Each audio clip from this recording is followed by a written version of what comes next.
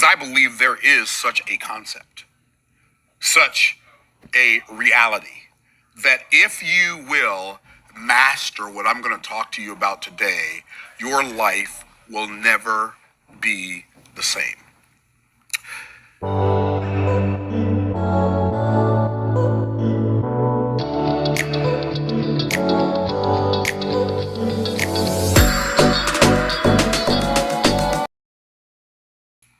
The title of this video is Just Make Better Offers.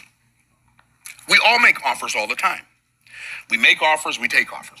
We take offers, we make offers. We make offers, we take offers. I submit to you that the quality of your life is going to be determined by the quality of the offers that you make. Offers change everything. You have a job that you hate? You know why you have a job that you hate? Because somebody made you an offer when you thought you were going to like it, and you said yes. Or, do you know why you make the amount of money that you make? Because you made an employer an offer, or if you own a business, you've made clients an offer. Everything is offers. If you make better offers, if you only make better offers and you just take better offers, how could your life get anything but better? Nine ways to optimize offers for $1 million profits in 2025. How many of y'all can handle that? Say me. Okay, so the first thing I'm going to do is I'm going to lay some groundwork. Here we go. So the reason that people think poor people are poor because they don't have money. I submit to you, poor people are not poor because they don't have money. They don't have money because they're poor. It's the poor thinking that shows up in poor pockets, right? And so your experience is poor because your imagination is poor, your expectation is poor. And so poor people and middle class people feel like, everybody say feel like. They feel like everything is expensive because they pay for everything with money they've exchanged their time for. So what you do, if you're like most people, is you have this limited resource called time, right? We only have 24 hours in a day. It doesn't matter if you can bench press 700 pounds, you still only have 24 hours in a day. It doesn't matter if you have 4 PhDs and a couple of master's degrees, you still only have 24 hours a day. It doesn't matter. All of us have the same amount of this limited resource. So what poor people and middle class people do is they exchange this limited resource for a depreciating asset. So what's the depreciating asset? Money. Money is becoming worth less over time. What does that mean? The reason things are more expensive now than they were 5 years ago is not because the price went up so much, it's because the value of the dollar went down so much.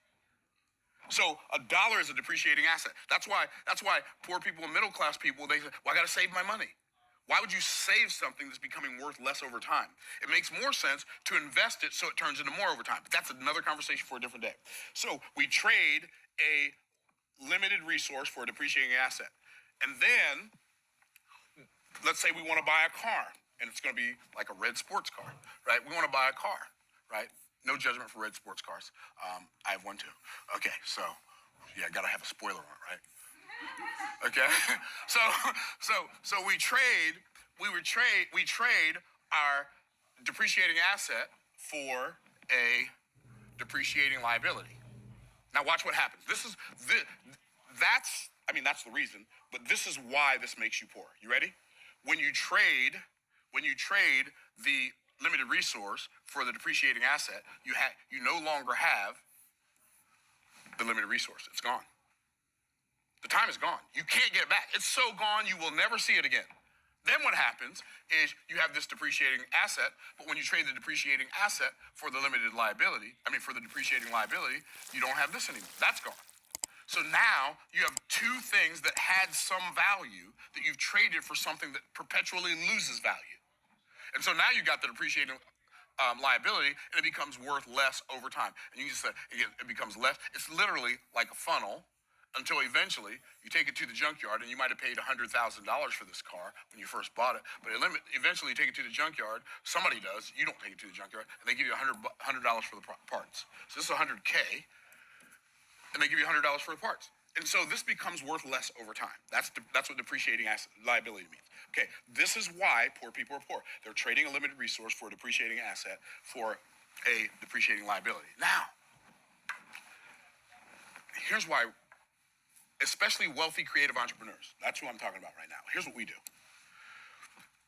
We don't pay for things with money we've exchanged our time for. See, if you do this thing, and you pay for things with money you've exchanged your time for, if you do this illustration here, and you keep on, I'm going to go take my time, and I'm going to trade it for some money, and then I'm going to take my money, I'm going to go get the stuff I want, I'm going to buy my food, my clothes, my car, my house, my blah, blah, blah, blah, blah.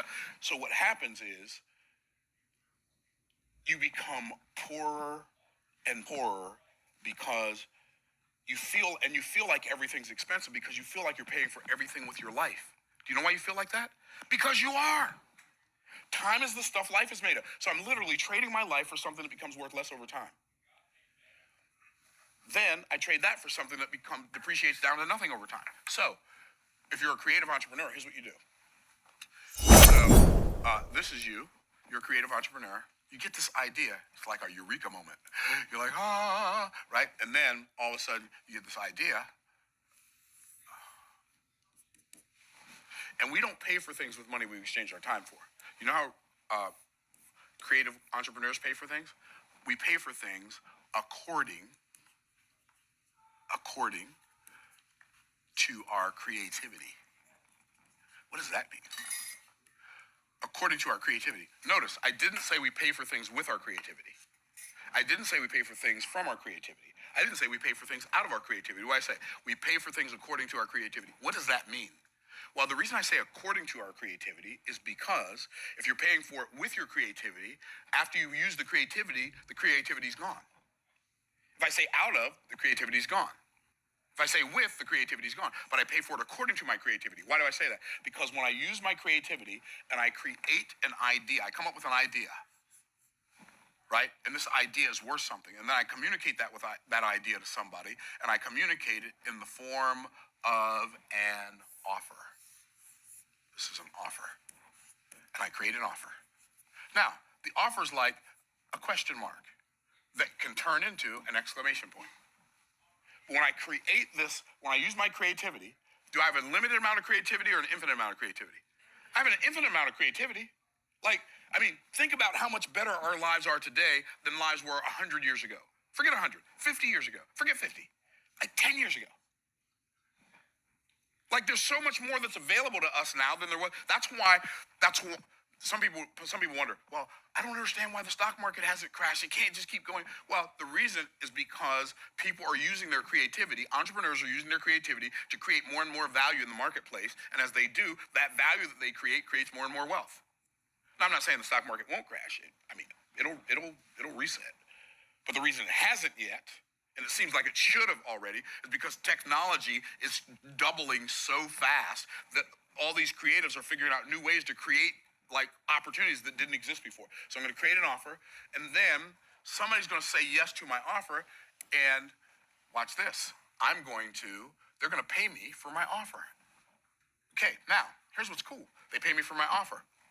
Now, this offer is an unlimited asset. Resource. Asset. Like my creativity, I am the ultimate resource. My creativity is one of my resources, as a resource of this resource.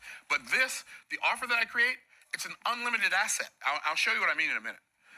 Then somebody gives me money for the asset, and then when I want to go buy my red sports car, I trade the money that they've paid me for the red sports car. This is one of the main reasons why the rich get richer and the poor get poorer. I even got a fancier sports car with a bigger spoiler. Okay, so this is why the rich get richer and the poor get poorer. Because what happens is I trade this money for this car. I don't have the money anymore. Guess what? When I create an offer, do I still have my creativity? Check, I still have my creativity. I create the offer. Do I still have the offer? I do. I exchange it for the money. I don't have the money anymore. I trade the money for the car. Guess what? Even after I spend this money, the offer spits out more money. And then it spits out more money. And my My objective is to create enough really good offers that they spit out so much money that it doesn't matter what I buy.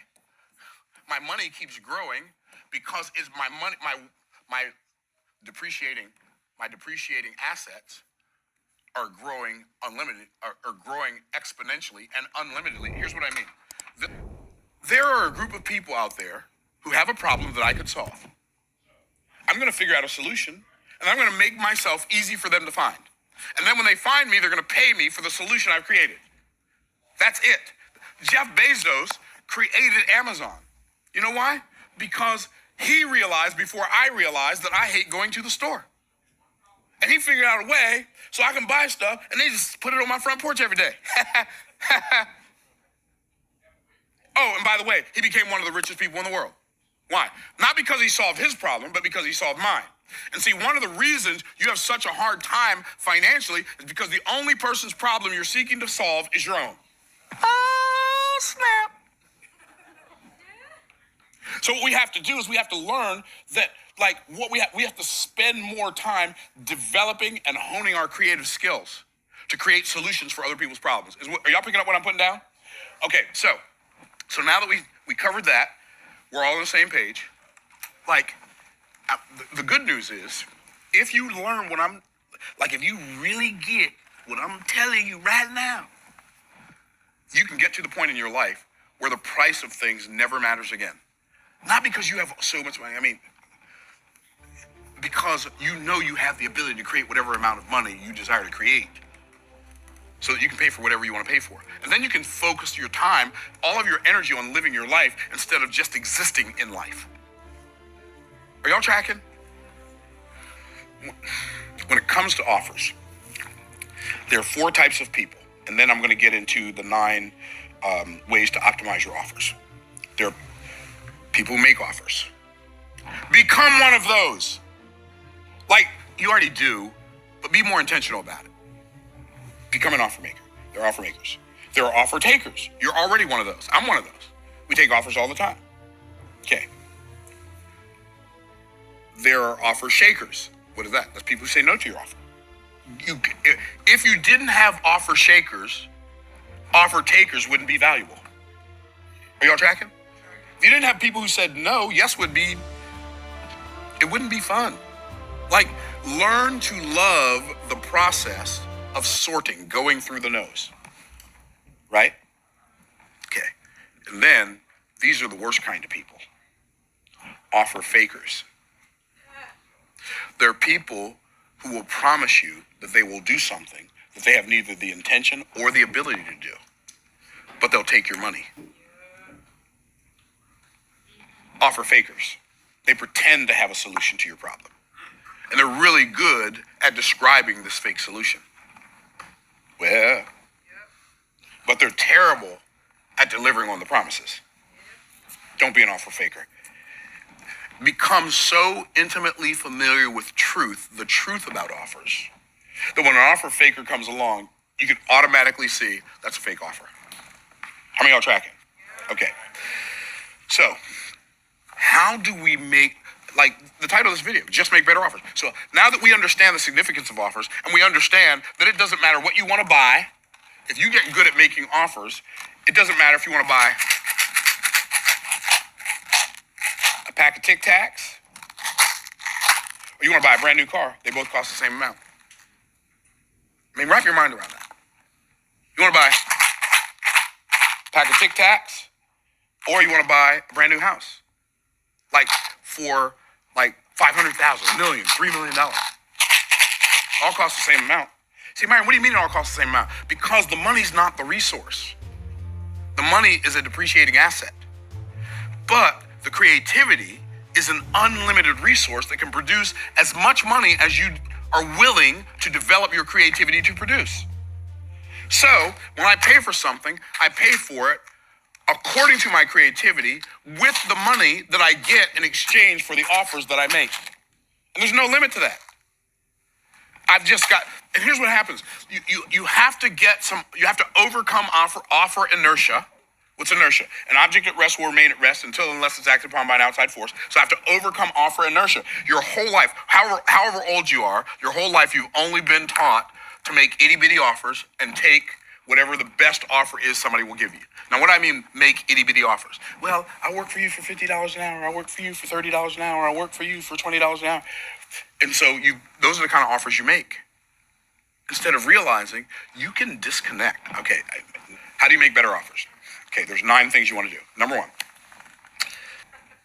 Now, you say, Myron, everybody's equally valued. Pump the brakes, baby. That's not what I'm talking about. I'm not talking about inherent value. I'm talking about valuable to you because you can solve their problem. And you're valuable to them because you can solve their problem. You can't solve everybody's problem. You might be the most brilliant neurosurgeon in the world, but some people don't need neurosurgery.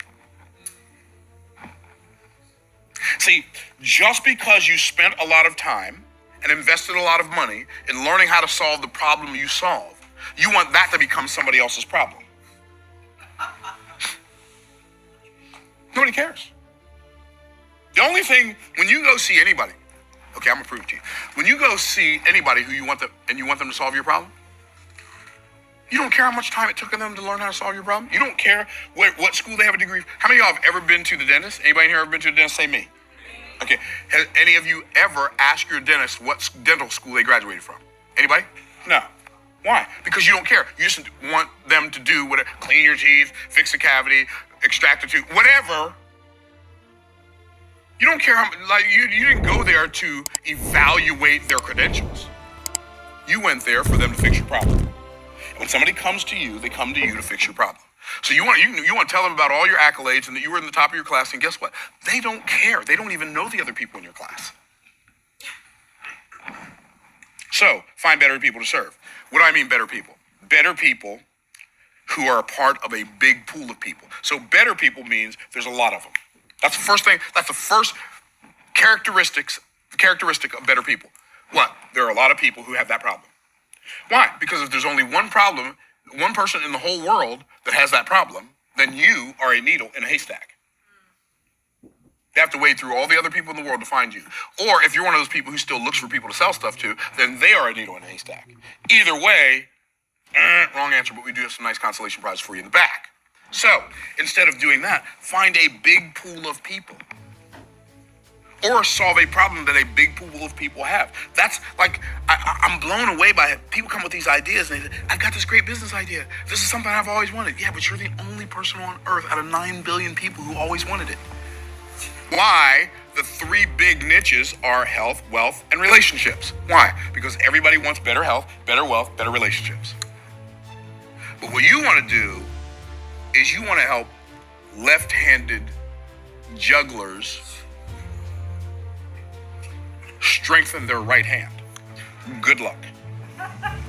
In 2025, if you will determine that you are going to develop and deploy and disclose better offers, so many aspects of your life will get better that you will look in the mirror on January 1st, 2026. And you're like, who's that? Just kidding. You weren't even paying attention. Thanks for watching. We'll see you in the next video.